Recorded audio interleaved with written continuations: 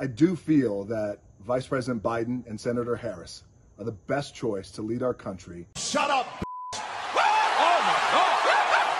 What's up, guys? Boy Benny. It's called a teaching moment, a learning moment. We cover a lot of them on this program. The question is, does anybody learn, right? In a world of catastrophic PR f-ups, does anybody learn anything? That really is the question.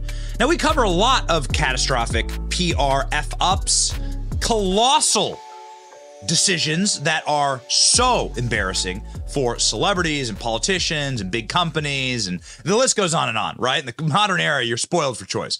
But it really doesn't get any worse than what the Rock and Oprah did, as Maui was in flames, as this small town of Lahaina was torched under mysterious circumstances. The Rock and Oprah, two billionaires, decided to ask you and me, suffering under the economy of Joe Biden, the president that they installed or helped install, to cough up money when we can't afford gas or groceries or rent. And they said, you should donate to our private island. And we, the billionaires, will put in like 0.00001% of our net worth, right? Fractional penny of our net worth. We feel good about that. You should praise us, and you should also then donate so that we can rebuild our private island, right? Now, this didn't go great, all right? This is what you call a backfire. Did I just witness what I think I witnessed? Please don't tell me I just saw a billionaire standing next to a multi-millionaire begging the average everyday citizen for donations that can barely get by due to a real-life recession, living paycheck to paycheck, barely can pay rent, barely can put food on the table for our families, in a country where our president is giving away all our resources to another country for money? If you two don't go take your Hollywood elite behinds to your other Hollywood elite friends and politician buddies that got millions like you do and billions and get all that money together and help out Maui, you are out your damn mind. Okay, so that's right. That was the reaction. There's a small sampling of the reaction. And many got much hotter and much scarier than that. That's actually a tame version of the hate and vitriol that Oprah and The Rock got online in that moment. So that was a misread of the moment. That was what you'd call a teaching moment. How did Oprah respond? This is our lesson, ladies and gentlemen. How did Oprah respond versus how did The Rock respond? Oprah went on corporate television to say this. Being happier in the midst of an onslaught of being terrorized and vilified online. Mm-hmm. I will say this. I came out of terrorized and vilified online. I'm the victim, Oprah said. Me, feel sorry for the billionaire, okay? Feel sorry for the rich lady billionaire, okay? Lady who hasn't worked in 20 years, the rich lady billionaire who has a bunch of mansions all over the place, private, Gulfstream 5. Feel sorry for me. That was her reaction, okay? What was The Rock's reaction? And this is instructive. Have a listen. Launched the fund. There was some backlash that came with launching the fund, and I want to address and acknowledge that backlash right now. And here's what I have to say about that. I get it, and I completely understand, and I could have been better, and next time I will be better. Isn't that like interesting? The difference in the reactions? Doesn't that tell you something? Now, I'm not saying that you need to be some big fan of The Rock. I certainly am not, right? I don't have any paraphernalia or drink his tequila or whatever. I don't even follow the guy. What I'm saying here is that there are different ways of doing things. And if you're going to try and fix something, if you actually give a shit, then you do it like The Rock does it. And you say, I messed up. I totally misread the room. And it's really hard to not forgive somebody when they actually give a true apology with no excuses. It's really hard. It's actually in your nature. It's divine. It's in your nature to just say, I forgive you. Okay, well, you actually really apologize. I forgive you. Don't make that mistake again. Meanwhile, Oprah does exactly what it is. She attacks the fans. Oprah attacks the internet, right? And it just proves two different worldviews, right? Oprah is unassailable. Everything I do is righteous. Everything I do is gold. And you have no right to criticize me, even when I am so repulsive and my actions are so bad. And that brings us, of course, to the worst action that you could possibly take over the last couple of years, which was the endorsement of Joe Biden. Everybody. So, guys, I had the opportunity to sit down with Vice President Joe Biden and Senator Kamala Harris to talk about a number of important issues that we're facing as a country. I thought it was a great and extremely productive conversation that we had. And as a registered independent for years now with centrist ideologies, I do feel that Vice President Biden and Senator Harris are the best choice to lead our country. Okay, so I think, should you ever be forgiven is the question of that. Can you like, if you want to talk about catastrophic PR F-ups, how about that one? Doesn't get much worse. How'd that work out for you, Rock? Well, ladies and gentlemen, I got to tell you, based on the instructive situation that happened in Maui and the mistake, obviously, that needed to be corrected and apologized for, The Rock is following the same playbook. So I'll leave it up to you whether you forgive him or not. But The Rock is saying that he regrets endorsing Joe Biden in 2020 and refuses to endorse him in 2024. This fresh off the presses this morning. Actor and wrestler says he wasn't happy with the state of America today. He says America's in shambles and that he thought his endorsement was the best decision at the time, but it caused division. And the answer is no if he endorses Joe Biden again. He said this recently in a Fox interview, ladies and gentlemen. The Rock apologizes for endorsing Joe Biden in 2020 because America is wrecked now under Joe Biden's leadership, and he won't endorse again. Have a listen.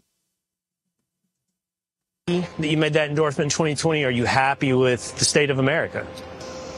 Am I happy with the state of America right now? Well, that answer is no. Do I believe we're going to get better? I believe in that. I'm an optimistic guy, and I believe we can get better. The endorsement that I made years ago with Biden was one I thought was the best decision for me at that time. And I thought back then, when we talk about, hey, I'm in this position where I have some influence, and it's my job then. I felt like that then. It's my job now to exercise my influence and share with this is who I'm going to endorse. Am I going to do that again this year? That answer is no. That answer is no. I thought it was the best decision at the time. Not the best decision today. We're not happy with the state of America, is what The Rock says. The Rock tells Fox News that he regrets endorsing Joe Biden. Am I happy with the state of America? No. We can get better. And it really does sound actually like a political answer.